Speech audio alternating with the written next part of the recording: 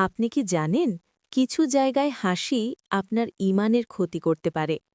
আমরা অনেক সময় এমন পরিস্থিতিতে হাসি যেখানে হাসা উচিত নয়, কিন্তু রাসূলুল্লাহ আমাদের সতর্ক করেছেন কিছু বিশেষ অবস্থায় হাসা থেকে বিরত থাকতে।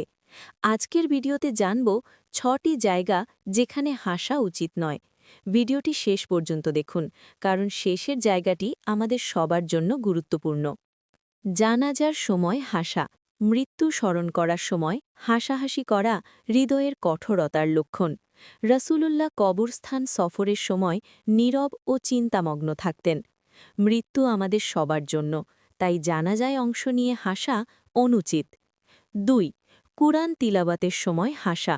আল্লাহর কালাম পাঠের সময় মনোযোগী ও বিনয়ী থাকা উচিত। কুরআন শুনে হাসাহাসি করা অসম্মানের শামিল। ৩. কারো বিপদ বা কষ্টে হাসা। কাউকে অপমান বা কষ্ট দিয়ে হাসা বড় গুনাহ। রাসূল কখনো কাউকে উপহাস করতেন না। আজ যাকে দেখে হাসছেন, কাল হয়তো আপনি সেই অবস্থায় পড়তে পারেন। ৪. গুনাহ বা অশ্লীল কথায় হাসা। অশ্লীল কৌতুক, মিথ্যা গল্প বা হারাম বিষয়ে হাসাহাসি করা ঈমান দুর্বল করে। রাসূল শালীন রসিকতা করতেন, কিন্তু কখনো মিথ্যা বা অশ্লীলতায় নয়। ৫. আল্লাহর শাস্তি বা জাহান্নামের আলোচনা শুনে হাসা। জাহান্নাম, আখিরাত, কিয়ামতের আলোচনা শুনে হাসা অত্যন্ত ভয়ঙ্কর বিষয়। এসব সময় ভয় ও অনুতাপ থাকা উচিত। ৬. মসজিদের ভিতরে অযথা হাসাহাসি। মসজিদ ইবাদতের স্থান।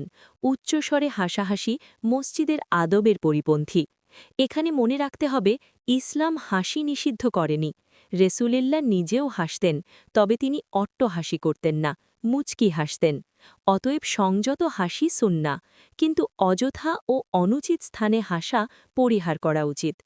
ভাবুন তো, আমরা কোথায় হাসছি, কেন হাসছি? আমাদের হাসিও যেন আল্লাহর সন্তুষ্টির জন্য হয়।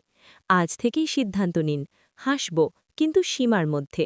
মজা করব, কিন্তু গুনাহ ছাড়া।